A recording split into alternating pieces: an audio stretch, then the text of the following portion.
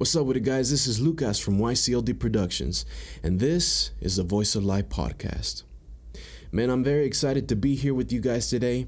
This has been kind of in the works for a while, but between buying equipment with the camera, lighting, and just some more other equipment that I needed for this small space in this studio that I could call it, it's just been a work in progress. But I'm happy to finally be here today where we are and to get started on this. In the future, I am going to have more guests, people that I know, friends, family, just people that inspire me, people that I look up to, and just all around just looking to have a good time and a good conversation, man. But this is going to be the first episode. It's just going to be myself today. And so, I don't have too much to talk about, so this is going to definitely be one of the shorter episodes. But, I suppose I should just get started and talk about myself. My name is Lucas Najera.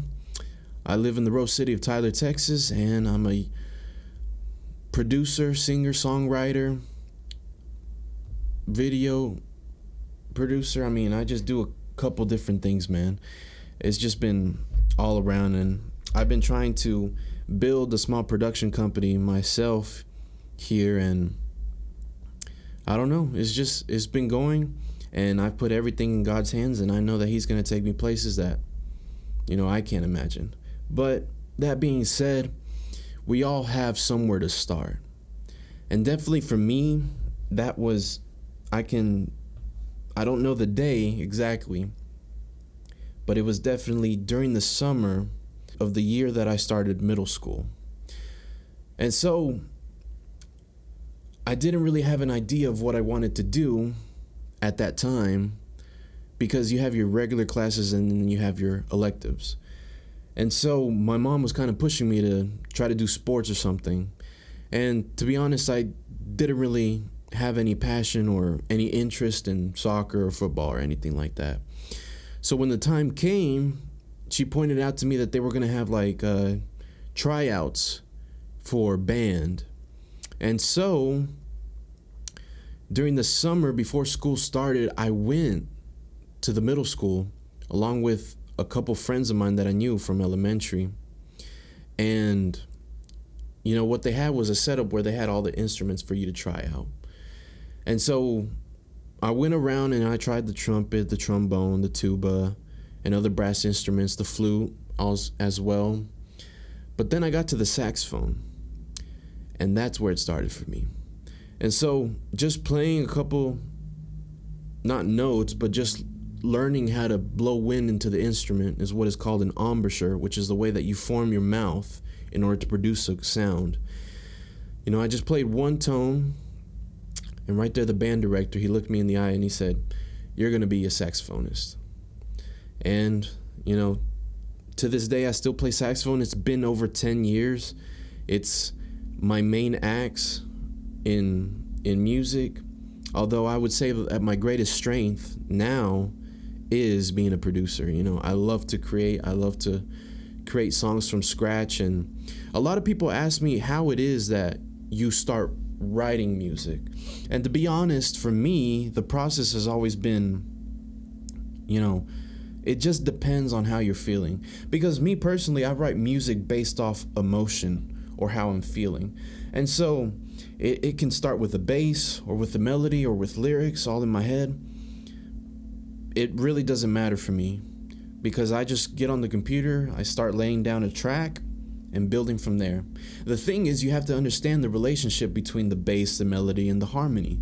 So having a basic understanding of those things, you're able to put together, even if it's just a 4-bar loop, but you're able to put something together and have your idea now recorded. And that's where it's all started for me. That's where it all started for me, man. Just a kid in high school around what? I don't even remember how old I was, but that's where it started. And, from that experience in middle school through high school, I just started to fall in love with music in general. I have people, sometimes when I talk to them and I'm like, "Man, I'm a musician, I love music." And they're like, "Oh, so who are your favorite artists?" And the thing is, to be honest, I don't have any favorite artist. I'm not interested in the artist as much. I love the music. I love the creation of it and the production of it. And so, yeah, I have people that I listen to and people that I grew up listening to thanks to my parents in a Christian household. But their, how do I say, their persona or their character isn't something that I consider. I am just interested in the instrumentation, the art. Now, I understand that comes from people, but I don't know. For me, I've always just loved the relationship between, like I said, the harmonies, the melodies, how a song is produced, the different effects and the production that goes behind it, and also like history of music in general. You know, I'd say my favorite genres of music is definitely hip hop, piano or classical, and rock.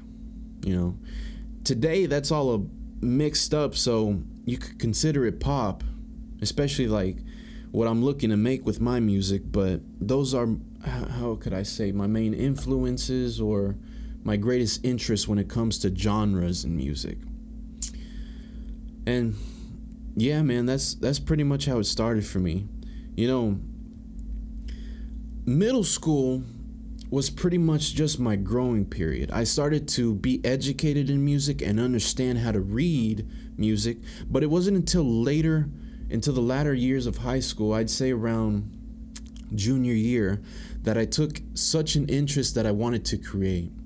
And for me, that started out on MuseScore, which is a small application. It's grown since then, but it's something that you can start writing notation on. And the thing that got me into it was that I was able to produce music of different genres with cheap sounding instruments without having the knowledge to play these instruments. Because back then, I wasn't what some people consider a multi-instrumentalist. You know, I play guitar, bass, piano, I sing, and I play saxophone, of course. And I think I said piano, but I play piano as well. And throughout high school, when I was learning these instruments, you know, I'm not the greatest player, but, you know, little by little, you learn more and more. And like I said before, man, you start to realize the relationship between the sound of instruments and just playing them technically, and just the relationship between, I don't know, the sonic sound. You start getting an understanding of how to form chords and how to form chord progressions, what sounds good. You start building your ear. You know, today there are a lot of people who are more aware of the concept of perfect pitch. And so people are born with the innate ability to identify certain frequencies, the same as like a regular person identifies color, right? But not every musician has that, and not every musician would consider that, you know, the greatest tool, because what we also have is relative pitch. And so, you know, for me, definitely it's the strongest in the saxophone. I can hear something for just a couple seconds and I'll be able to determine what key it's in and where I can start playing at if I were to improvise. The reason why is because I've been playing for so many years, and so in my own head, I've linked certain notes into the physicality of the saxophone. And so what that means is someone can start playing an instrumental, and like I said, I'll be able to pick up on the key rather quickly, and just after a few notes I can start playing and what's it called? I just said it and I forgot. Improvising on a song. So all this knowledge comes together to form, you know, what we call the musician or an artist.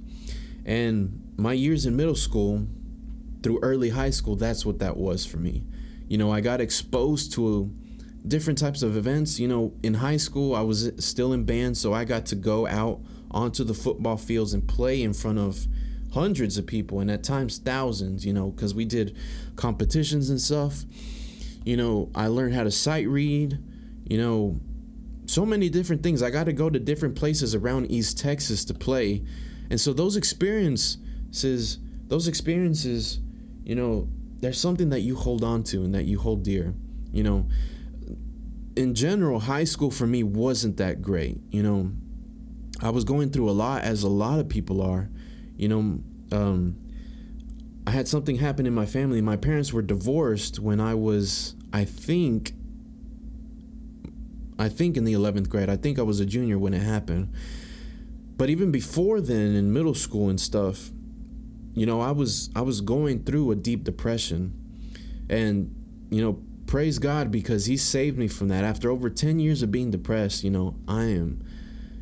he has given me that peace of God that only he can give. And speaking on that, I've also got other series that I want to do, including a devotional series that I'm going to be doing here online. And that's just the beginning, guys. I want to do this podcast. I want to do a devotional series. I have other ideas for this channel, but also, man, I have my music, and all that stuff stems from my life and my experience. And so in the latter part of high school, when I started to get more serious about music in general, that's probably where the next big thing happened for me, which contributed to my music, and that was falling in love. And we all go through it, and definitely for me, it was like many people. I had certain feelings for this young lady, but they weren't reciprocated. So dealing with denial and heartbreak and stuff at that age, that's part for us as men that helps us develop. And for me, through the depression and through the heartbreak and all that, those were some of the drives that drove me to writing music, I could say, with more passion, or with more, relevance to other people. And so a lot of the music that I've written so far does have to do with love and what I've been through in the past, because that's really writing music and putting something out there, a product for people to listen to. I don't find value if it's not genuine. And so recording music about what I've been through and my experiences and my testimony, that's something that I feel gives value to the music, because then other people are going to be able to relate. A lot of people, they want to make hits and just sell records to make money and to grow their business. Sure, that would be great, but that's not my goal.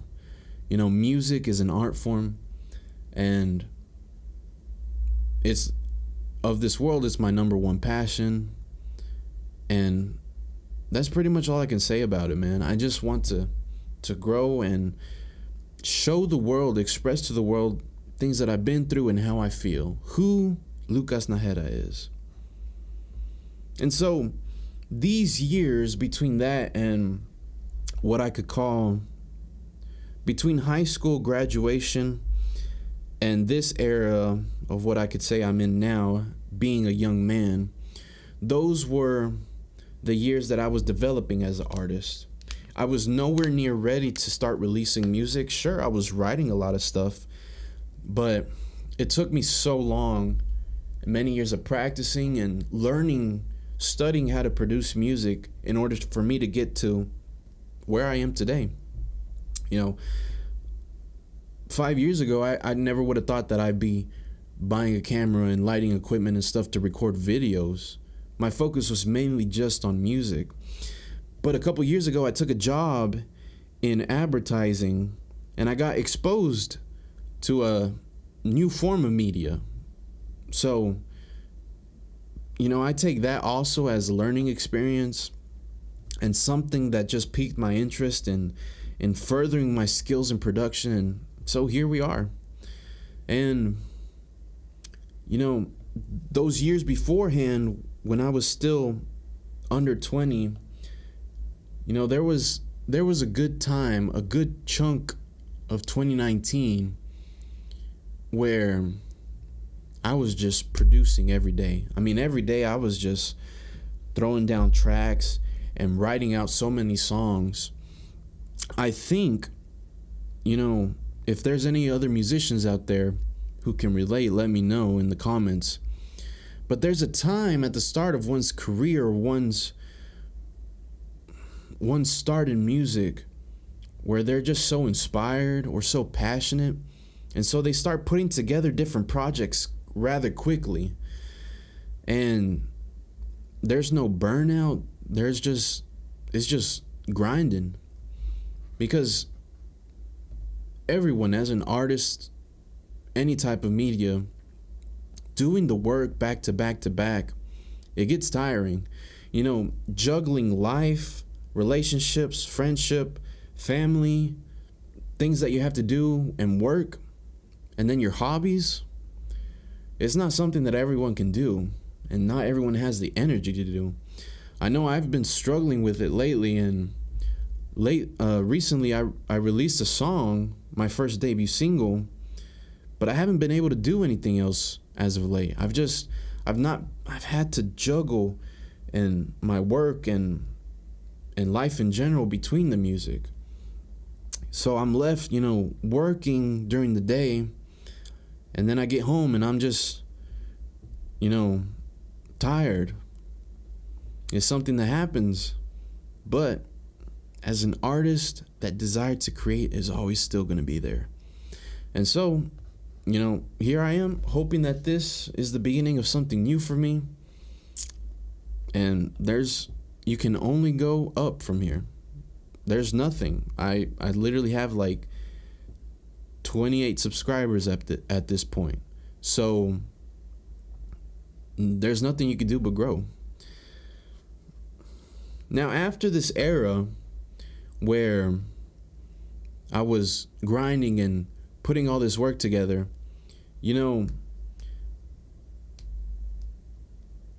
there came a point, and this is more connected to my personal life. There came a point or a realization where I wanted to do more with my life. And that happens in everyone's lives because, straight out of high school, not everyone knows what they want to do. So you have people who go to the medical field, you have people who go to a trade school, or other people that go to university or college, whatever it is, to pursue things that they're passionate about, things that interest them. And sometimes they only do these things because living in today's economy and the stuff, they need money. And so they need a job that's going to pay them well. So after high school, I graduated in 2016. After high school, after about 5 years of doing different jobs between fast food, advertising, and warehousing, I finally developed the idea of what I wanted to do. And that is YCLD Productions. And so YCLD Productions is my way of making media as a young Christian. It's a brand that I want to build with other creators around East Texas. I have a couple friends. You've probably already heard my duo rap project with Pablo Garcia, and that is Ice Cream. It's just, how do I say, it's another branch or another extension of YCLD Productions that I'm so blessed to be a part of, and trying to grow this channel. I also have another friend who wants to do a devotional series with me, and I have friends that want to jump on the podcast. So it's just exciting. I'm glad that I'm finally able to start this, and I'm just gonna go from here and keep growing. So, like I was saying, about 5 years after high school, I was hit with that moment of reflection in your life where you had to stop and think, what am I doing? What am I going to do with my life? And it's something that each and every one of us face, and we have to make a decision. I definitely don't want to be one of the guys who grows old and looks back on his life and says, what could I have done differently? I want to be, I want to take initiative. I want to start something. I want to build a business, not just for myself, but for my future family, and just to have a life in general. I want to make a career. And so I was struck with this moment, and I decided that it was time to start building a ministry. YCLD Productions and this podcast and everything that comes with it isn't just something that I want to do for myself. It's something that I want to do for this community, for East Texas, and also for the church, the people of God. Because I have been called, like so many, to preach the gospel, to spread the word, and to share my testimony. And that's exactly what I aim to do by the means that which God has gifted me knowledge in doing. That's the mission. That's the goal. So it all starts here. And like I said, I'm just so excited, so blessed to be where I am today, so grateful to God for everything that He's done in my life, because anyone can say this, but you are where you are because of what happened, where you've been, what you've gone through. That's something each and every one needs to consider. Because if you don't take account of what's happened to you or the past experiences, you'll let the past define you. But building something, growing something, making friends, sharing your life with someone, and growing closer to God, that's what the Voice of Life is all about. Guys, thank you so much for taking the time to watch this video. Like I said, this is only the beginning. I've got this podcast, I got a devotional series, and a couple other videos, including our music from both me and Ice Cream that I'm looking forward to bringing out for you guys. So if you want to support the channel, consider subscribing and leaving a like on this video. Thank you so much, and have a great rest of your day.